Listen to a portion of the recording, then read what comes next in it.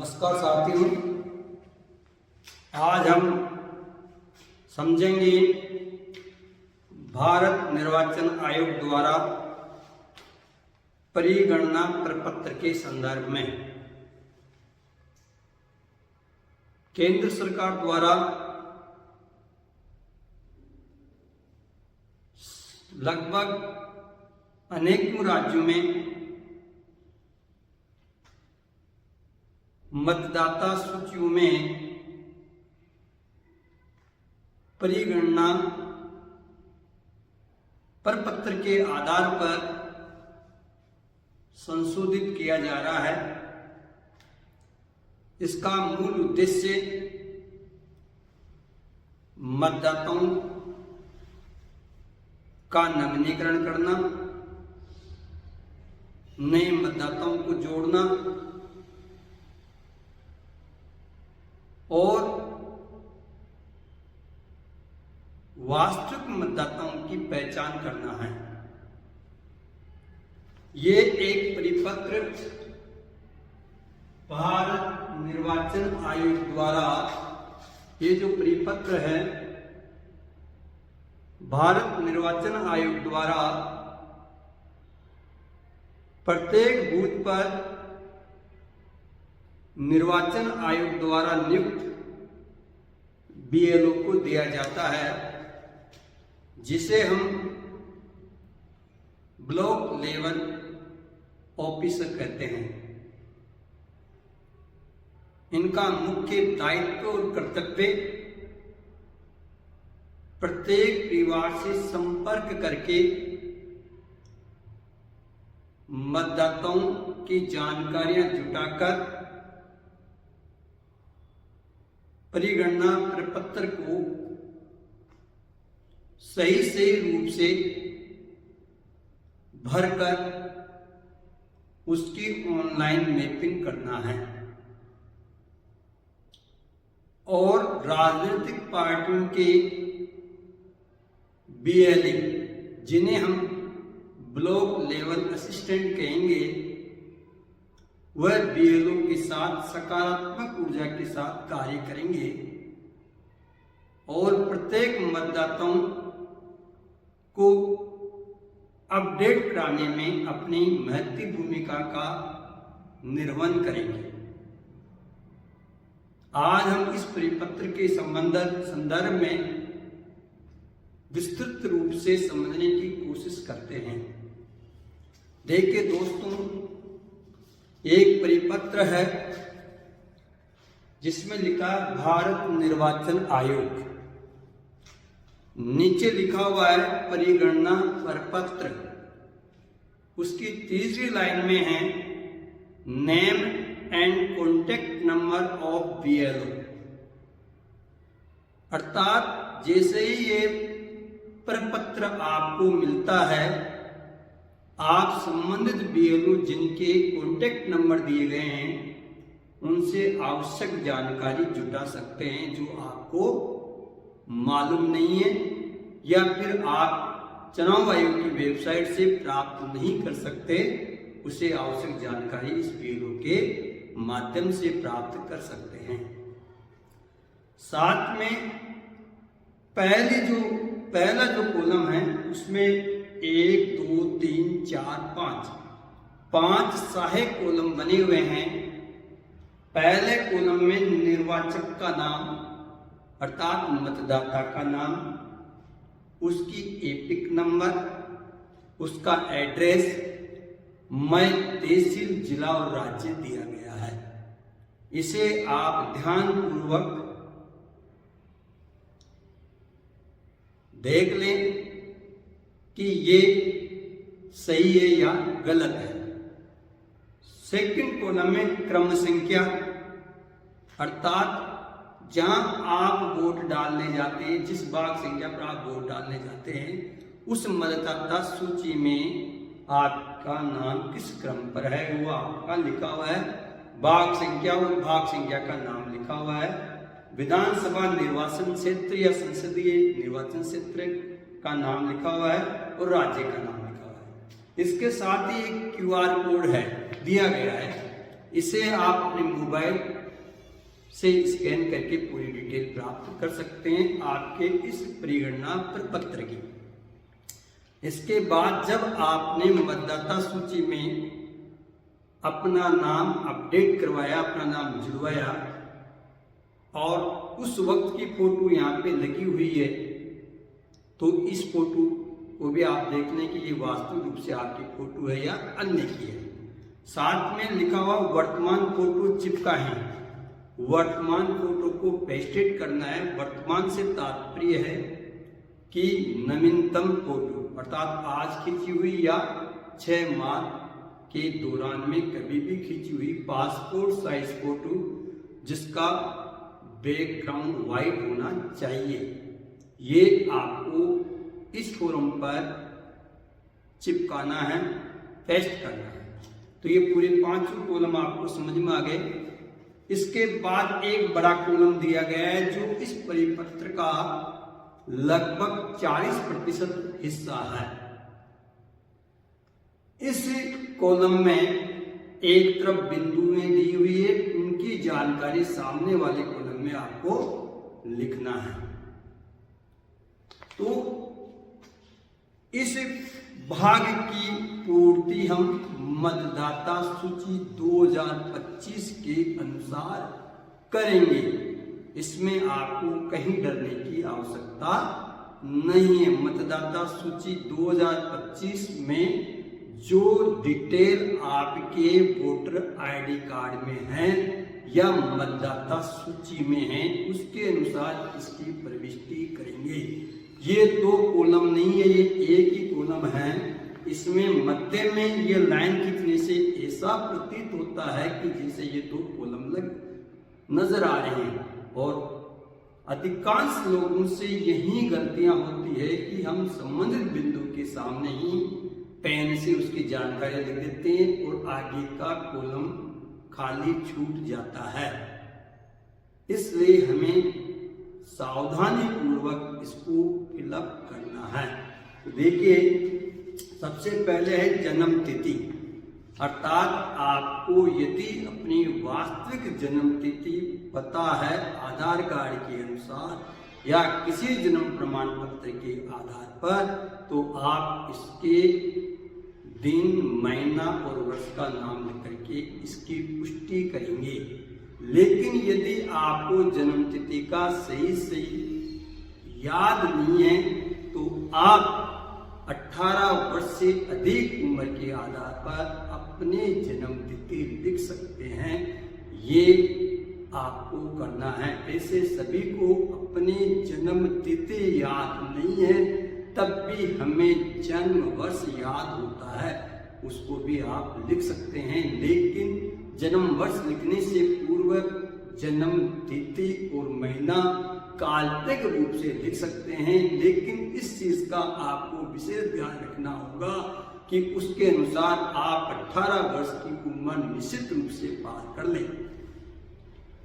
इसके बाद आपकी आधार संख्या है जो ऑप्शनल है, वैकल्पिक है। यदि आपको अपनी आधार संख्या याद है तो आप अपनी आधार संख्या लिख सकते हैं।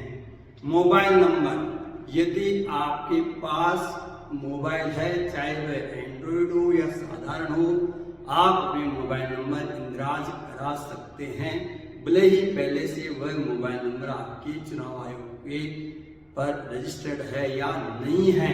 आप मोबाइल नंबर रजिस्टर्ड करें। इसके बाद फिर आया पिता ओब्लिक अभिभावक का नाम। इसका मतलब है कि जो निर्वाचक है उसके पिता का क्या नाम है, या फिर यदि उसको किसी ने गोद लिया है तो उसका क्या नाम है, उसे यहाँ भरना है। जो यहाँ फोटो लगी हुई है उसके पिता या अभिभावक का नाम आएगा। सीधी सी बात यह है। इसके बाद पिता ओब्लिक अभिभावक का एपिक नंबर यदि उपलब्ध हो, इफ अवेलेबल, यदि आपको याद है तो आप लिख दें किसका, आपके फादर या गार्जियन के एपिक नंबर।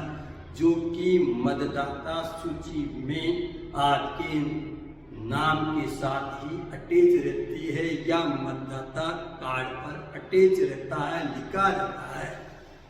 इसके बाद माता का नाम, अर्थात इस फोटो वाली व्यक्ति की माता का क्या नाम है ये भरना है। उसके बाद उनका एपिक नंबर, फिर है हमारा पति या पत्नी का नाम। यदि मतदाता शादीशुदा है तो वह अपनी पत्नी का नाम लिखेगा। यदि मतदाता पुरुष है, यदि मतदाता महिला है तो अपने पति का नाम लिखेगी, ठीक है।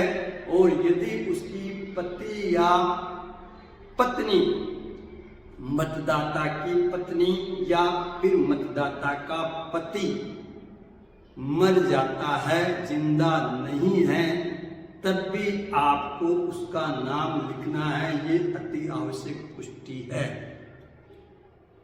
और फिर उसके एपिक नंबर आपको इसमें डालने हैं। तो ये आपका पहला कॉलम जो इस प्रपत्र का 40% हिस्से में फैला हुआ है। और इसे देखने से ऐसे लगता है जैसे इसके 2 भाग है, लेकिन वास्तविक रूप से ये एक ही भाग में प्रदर्शित है। नेक्स्ट हमारे पास इसी के नीचे 2 कॉलम बने हुए हैं। इन कॉलमों की प्रविष्टियां इन बिंदु के समक्ष ही करना है, सामने ही करना है, अगले वाले कॉलम में नहीं करना है। यही मैंने डिफरेंस आपको बताया है कि ऊपर वाले कॉलम की प्रविष्टियां जो प्रत्येक बिंदु के है वह दूसरे कॉलम के सामने वाले खाली हिस्से में करना है, जबकि नीचे वाले जो कॉलम है उनकी प्रविष्टियां, दोनों की प्रविष्टियां उनके सामने, बिंदु के सामने ही इंगित करना है। अब समस्या ये आती है कि इनको किस प्रकार से इंगित किया जाए। इन दोनों कॉलमों को 2 भागों में विभाजित किया गया है, जैसा इसमें लिखा गया। अंतिम विशेष गहन पुनरीक्षण की निर्वाचक नामावली में निर्वाचक का विवरण, अर्थात जोर देने वाली बात यह है कि निर्वाचन आयोग ने कौन सी वर्ष की मतदाता सूची को इस SIR के लिए आधार वर्ष माना है, उसके आधार पर इसकी प्रविष्टि करना है। अर्थात 2002-03 की मतदाता सूची में यदि किसी का नाम है तो उसका विवरण आप यहाँ पे भरेंगे।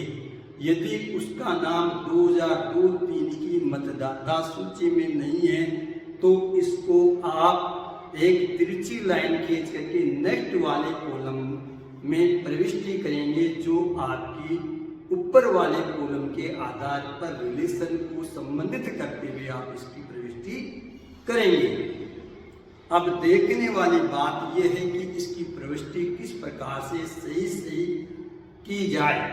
तो इसमें लिखा हुआ निर्वाचक का नाम, अर्थात जो जिसका ये प्रपत्र है उसका नाम आएगा, वही निर्वाचक कहलाता है, अर्थात मतदाता कहलाता है।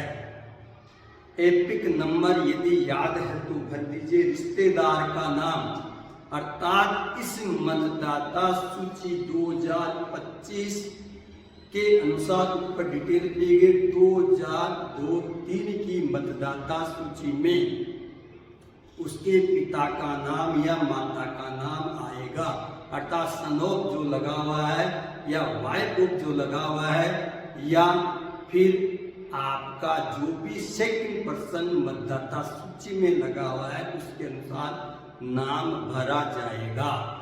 अर्थात पिता, रिश्तेदार के नाम में या तो पिता का नाम आएगा या फिर पति का नाम आएगा या फिर पत्नी का नाम आएगा। तो इसका मतलब है इस मतदाता के पिता जीवित है और 2002 की मतदाता सूची में उसके साथ उसके पिता का नाम अटैच है, इसलिए उसके पिता का नाम यहाँ लिखा जाएगा। बोलचाल की भाषा वाला नाम नहीं, जो एपिक कार्ड में जो नाम है ज्यों का त्यों ही उतरेगा। रिश्ते का नाम, अर्थात वह जो रिश्तेदार है वह उसका क्या लगता है, अर्थात पत्नी लगती है या पिता लगता है या पुत्र लगता है, जो भी लगता है उसका रिश्ते का नाम लिखना है। फिर उसका जिला और निर्वाचित विधानसभा क्षेत्र, अर्थात 2002 में वह किस विधानसभा में मतदाता था, उसका नाम, उस विधानसभा का नाम लिखा जाएगा। यहाँ ये देखने वाली बात है कि 2008 में नई विधानसभाएं बनी थी, अर्थात विधानसभाओं का डिलिमिटेशन किया गया था। हो सकता है उस वक्त आपके विधानसभा क्षेत्र के क्रमांक अलग हो और या फिर विधानसभा क्षेत्र पृथक हो, तो हमें उसी विधानसभा क्षेत्र का नाम लिखना है जहां 2002 की मतदाता सूची में जो विधानसभा दी गई है और उसका क्रमांक दिया गया है।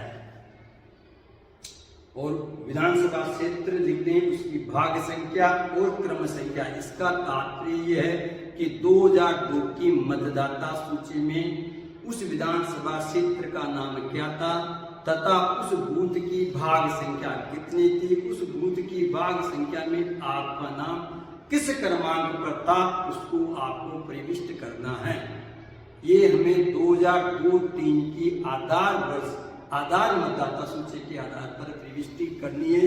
यदि आपका नाम 2002-03 की मतदाता सूची में प्रविष्ट है तो। लेकिन यदि किसी का नाम 2002-03 की मतदाता सूची में प्रविष्ट नहीं है, तब इसे पर आप एक तिरछी लाइन कर दीजिए तथा नेक्स्ट कॉलम की पूर्ति कीजिए।